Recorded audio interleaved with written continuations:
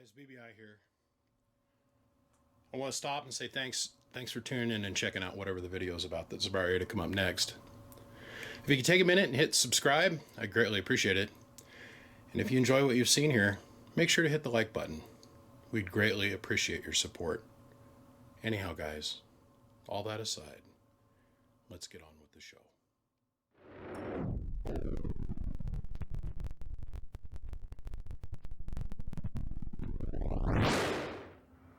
Well, I've had a very interesting set of situations develop itself here, and I want to nip this in the bud.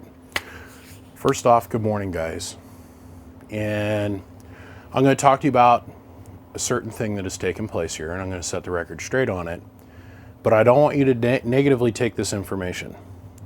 We are just specifically addressing this one particular amplifier, and we're addressing amplifiers that either have been repaired and the customers refuse to pay for the repair, or people that have left their equipment here and I cannot reach them, their phone numbers have been disconnected, or they simply aren't returning my phone calls anymore. That's what we're specifically talking about. If you currently have something here for repair, please do not flood my phone with phone calls wanting to know if I'm talking about your equipment. I am not.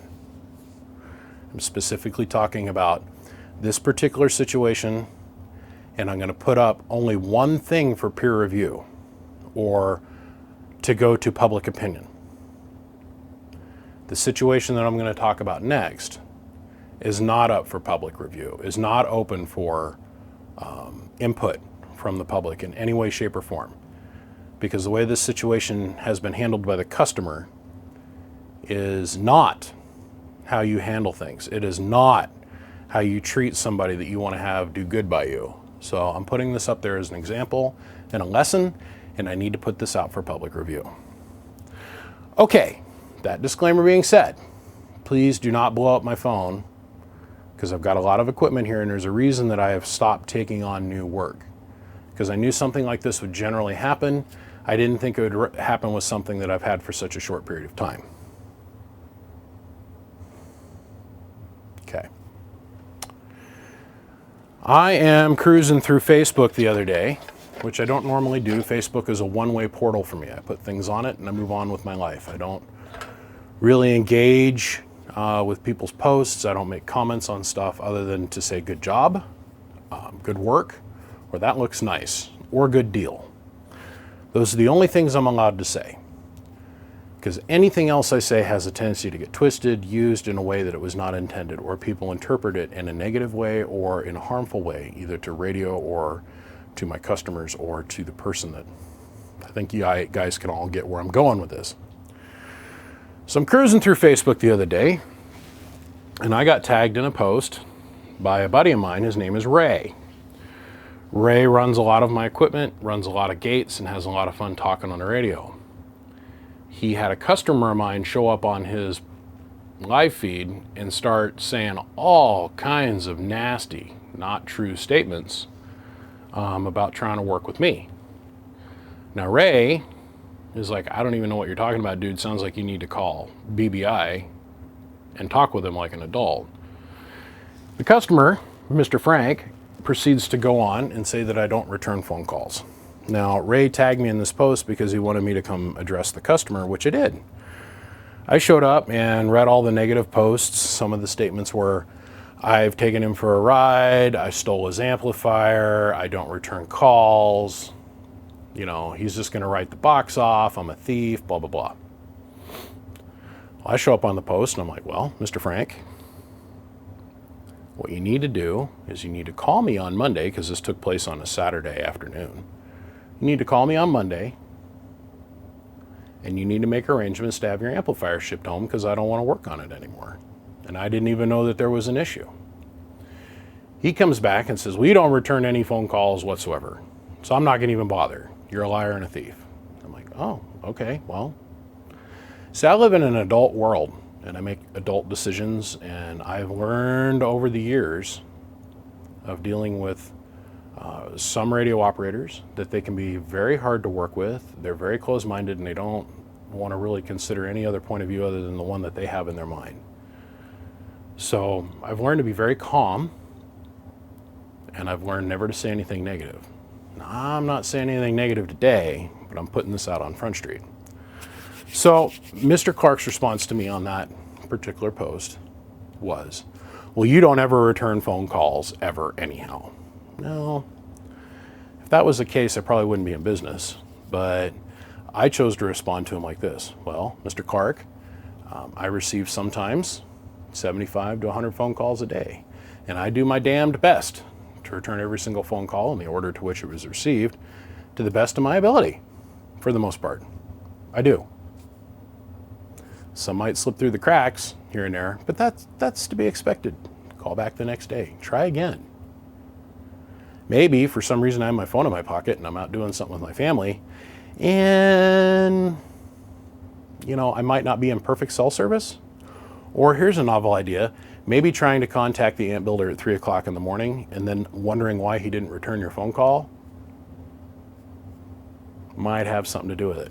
Or trying to contact me on the weekend, where it very clearly says in my voicemail on my phone, and has now for several years, that Saturday and Sunday are my time for my family. Now, I usually spend most days Saturday out here working anyhow, and a good portion of Sunday out here working anyhow. I basically work at this 7 days a week.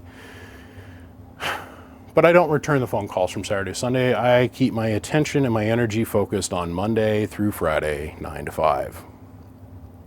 I got to have time to have a family and have a life other than this. I think that's only fair. And I went on to ask Mr. Clark if he was one of those people.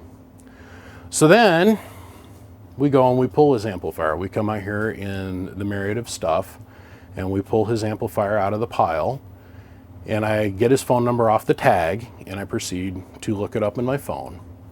And that's when it dawns on me the last time I spoke to him was when I was on my way to California here a couple months ago. And I'm driving through the Duck Valley Indian Reservation. And guess what? I had about 3 seconds worth of cell phone service left, and I asked him, I said, Mr. Clark, if you could do me the courtesy, and I believe my exact words were this, if you could do me the courtesy, since I'm going to be losing cell phone service in and out throughout the day as I'm driving through Nevada, if you could just simply call me tomorrow. And I do believe that this was on a weekend. I believe this was a Saturday. Do me the courtesy and call me tomorrow, because I am traveling, and we can discuss your box. I'm not in the shop. I can't give you an update. I don't know where it sits. None of these statements are false. Now, he chose to interpret that as I was blowing him off. Absolutely opposite the case. So now we're going to fast forward a couple months. I haven't heard from Mr. Clark, and it's not at the front of my mind because his box hasn't worked his way up to the top of the list. As you all know, going off the last couple videos I put out, I'm currently working on equipment that I received in November and December of last year. Well, he's claiming I've had his amp now for 10 months. It's pretty clear. It's my wife's handwriting.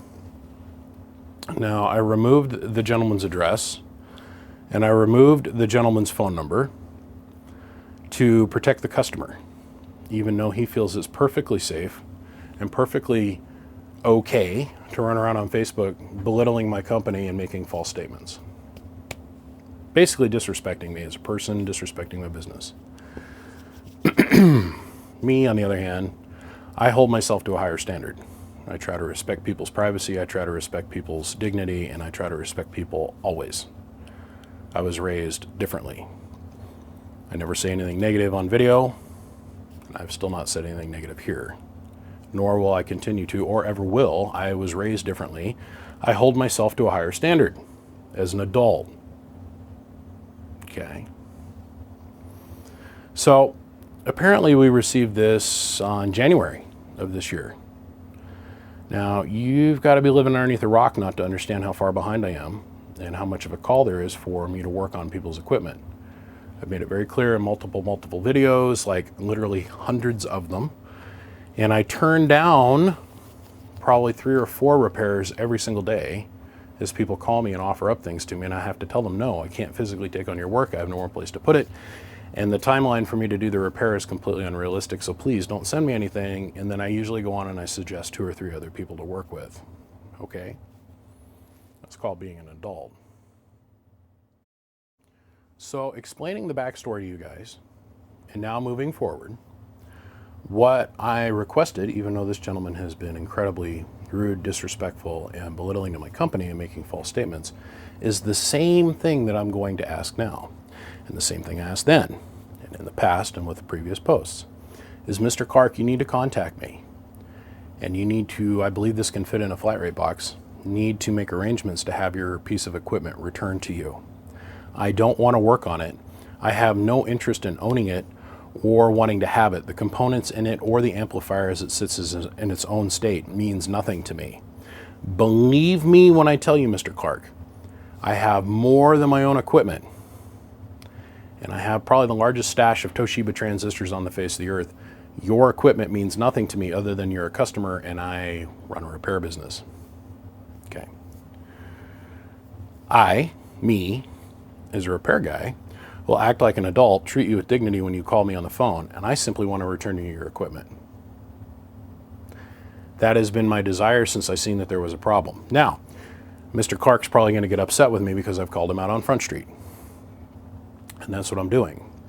In the same breath, I've had it with this whole attitude that we're going to go and run to some group on Facebook and try and publicly pressure somebody to do something. That's a form of bullying. I don't do well with bullies, and I don't even tolerate them. And if you make kind of any drama, you're immediately exiled from my existence. I won't do anything more with you. This situation here, all he had to do in the first place was call me up and say, hey man, why don't you just go ahead and send that back? I'd be like, sweet. And I immediately come out and pull the amplifier, make the arrangements to have it sent home, and that's it. I'm not into it any more than that. I don't care. I'm not going to charge them storage, and I'm not interested in owning the equipment. I want it to go back to who it belongs to. So, Mr. Clark has made statements that I've taken him for a ride, and I've ripped apart his amplifier and busted it out for parts. Now I want to show this to you guys. This is exactly how this amplifier came in here, because I didn't even see it until this Saturday when he decided he was going to show up on one of my posts in one of my groups and make the statement that I owe him $500,000 for his equipment that I have taken and ripped off from him. To which I removed the statement, removed him from the group, and had to go and unfriend him at that point. And I went and messaged him in private and said, dude, do you really want to go this way, or do you just simply want to make arrangements to have your equipment come home? And what I mean by that is this platform that I'm standing on over here, my little soapbox per se of this channel, and of course my Facebook profile, is very large. And I have no problem coming out and setting the record straight. None. I'm not afraid to stand up for myself, and I'm not intimidated by anyone. Ever. Nor do I respond to peer pressure. I don't. I have one job, and that is to fix the amplifiers and return them to people. That's my job. As you can clearly see, this amp has not been modified. All the components are still in it, and this is exactly the way it's going to go home to the gentleman. I am not going to put any more energy or effort into it. I'm not desiring to look at it. I want it to go home. I want nothing more to do with it. So Mr. Clark, if you could do the courtesy to your repair builder, Mr. Clark, repair/builder, and contact him on the phone like an adult, I want to do everything I can to return you your equipment. Now, that being said, the question has to be brought up. What, and I'm going to make this really clear, what am I supposed to do if this equipment gets left here? And I asked this question, not specifically this amplifier, but to the overall picture. I have probably 24 pieces of equipment that have been abandoned here for reasons like I can no longer reach the customer. I called them and they okayed the repair. Once the repair was complete, they had financial issues. And me being a nice guy, I don't think anything about it. I put it on the shelf and I let it sit until they can get their money right and then call me and get the equipment. You know, I can't send, if I do the repair and let's say I put 10 transistors in a box, it's a couple $1,000 or $1,000 in repair. They knew that going in when they agreed to it.